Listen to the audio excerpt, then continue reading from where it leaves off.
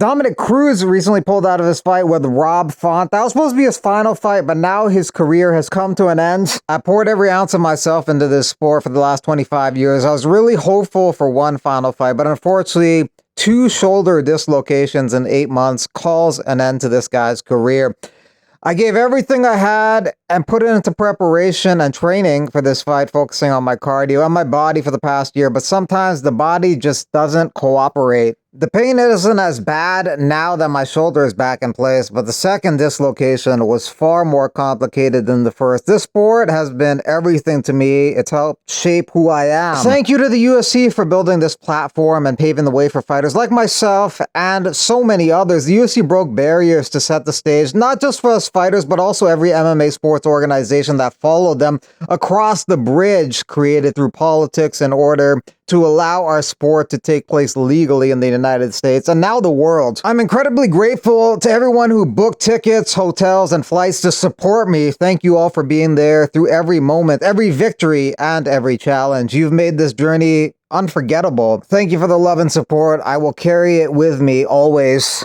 Pretty epic career for Dominick Cruz, WEC champion, UFC champion, 2-time UFC champion in the bantamweight division. 3 successful title defenses on the first run, another successful title defense on the second run, ends his career with a 24-4 record, and will surely be inducted into the UFC Hall of Fame. And he's gained tremendous respect in the industry, even amongst his rivals like Dominick Cruz. Wow, congrats on a great career, brother. Shared some good times in there. You're the man.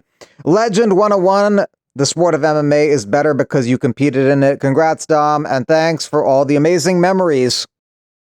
Mi familia. I moved out here because I saw the champion Dom Cruz, his coaches, the team he surrounded himself with, the work ethic, grit, determination, to the best to ever do it, and name forever etched in the history books forever and always the true cardio king of kings. Legendary career. The first time I saw you compete, I was 14 and been a fan ever since. Heal up and cheers to an amazing journey. So sorry, Dom. We know you didn't want to end this way, but so happy you listened to your body and made the smartest decision. You've been a legendary athlete and mentor. Cheers to what was and to your next chapter. The greatest bantamweight of all time. Legends. I'll never forget growing up watching you. Bantamweight GOAT. Happy retirement. UFC already offered Shara Bullet a new fight. He lost the fight but didn't take any damage against MVP, so he's probably good to go. Got ousted out of the rankings, though, with the loss. Shara Bullet had some excuses why he lost to MVP. Corey Anderson says, 12 years in the business, never once or never will make an excuse for a loss. We've all won with adversity and we've lost with it, but we chose to fight, so don't make excuses after. Take the loss, grow, move on. You weren't the man that night. Official poster for Cejudo vs. Song Yadong Bantamweight contest, which headlines UFC Seattle, February 22nd. Israel Adesanya says he's back to work, rewatching his fight with Nasruddin Imavov at UFC Riyadh where he got knocked out, but trying to figure out what went wrong and what's next. I was eating a donut. Canelo and Jake Paul in the process of finalizing a deal for May 3rd. Cruiserweight fight at T-Mobile Arena in Las Vegas, sources told ESPN. The bout will take place at 200-pound limit. Canelo is the champ at 168 pounds. It's slated to be streamed on Netflix. What is Netflix? Turkey LL Sheikh suspending efforts to finalize contracts for Canelo Alvarez versus Terence Crawford in September in the wake of Alvarez's novelty bout with Jake Paul. LL Sheikh will instead look to make Crawford boots Ennis later this year. LL Sheikh offered Canelo a lucrative 3-fight deal that would start with the Crawford bout. Alvarez and Crawford signed term sheets after agreeing to a deal. If this is the case, some people are critical of Canelo for not taking a Crawford fight and opting for a Jake Paul fight.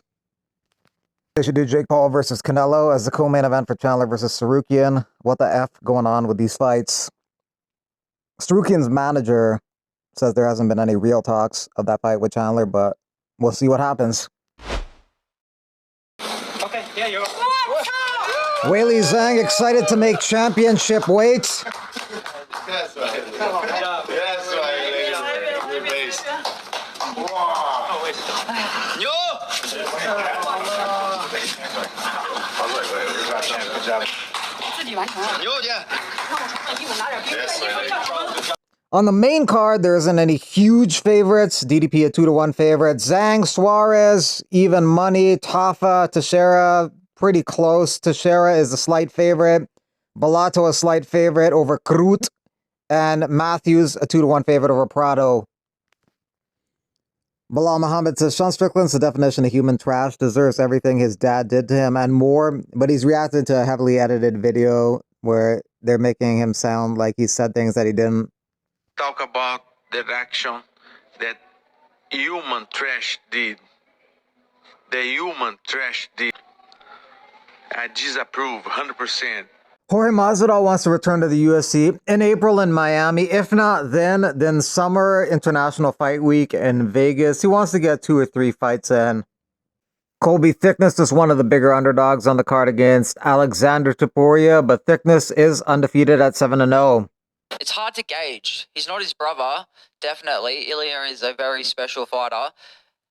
As for him, he hasn't faced high-level opposition yet. Everybody's seen his record. Like, he's obviously good to go out there and finish these guys, so that's what he should be doing. So my thing is when I'm locked in there with him, I want to see how he goes when things don't go his way, when we're in them later rounds, how he deals when he takes somebody down, they gets back up, or if he hits them, they don't go to sleep straight away. I'm just hoping to showcase that I'm a complete mixed martial artist, whether it's be on the ground, if we're striking, we're against a wall. I just want to prove to everybody the level I'm at. I envision he's going to come out aggressive, pretty similar to Ilya. He's going to try and back me up against the fence. He doesn't have the same pop. He's probably going to look to hit hard, high, hit the body, and then shoot for my legs, and I'm prepared for all of that. And I think it's going to really surprise him when I'm just as strong as him in there. I'm just as fast on the feet. There's a lot more hype on this. This is probably one of the most hyped debutant versus debutant matchups it could be in the UFC. So I'm very grateful that I get to be a part of this, and I've got all the eyes. Anshul Jubilee and Quillan Salkild are fighting on the prelims. They're both 7-1. Jubilee has more experience in the UFC than Salkild, who has no experience in the UFC, but Jubilee is one of the biggest underdogs on the card, but that's a role he's accustomed to. I've always been an underdog. I've always been, people see, oh, because I've always took challenges. When I took the Road to UFC challenge, nobody took it in India. They offered everyone the tournament. It's hard to win a tournament against, if you come from an Indian MMA background, it's hard to win a tournament against Chinese, Japanese, Korean fighters. But I took the chance. I won the tournament. I'm in the UFC. So it's always a challenging fight for me. But yeah, I think it's the 5th or 6th time I'm underdog. It's like big crowd, big people, big noise. So for what happened for me is like I got very excited last time. So, but I don't know for him it would be a problem or not. He'll deal with it with good or not. I'm not thinking about that. I'm just thinking about this. I have a skill set. He has a skill set. I'm gonna go. Pressure him, impose my will and skills on him, and win this. Girls, fetch me my Grassy. Here's your Grassy. Grassy is supremely hydrating. Is this really immune boosting?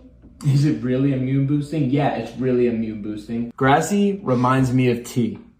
It's very light and very refreshing. It's good. It's good. Grassy, fight for your wellness.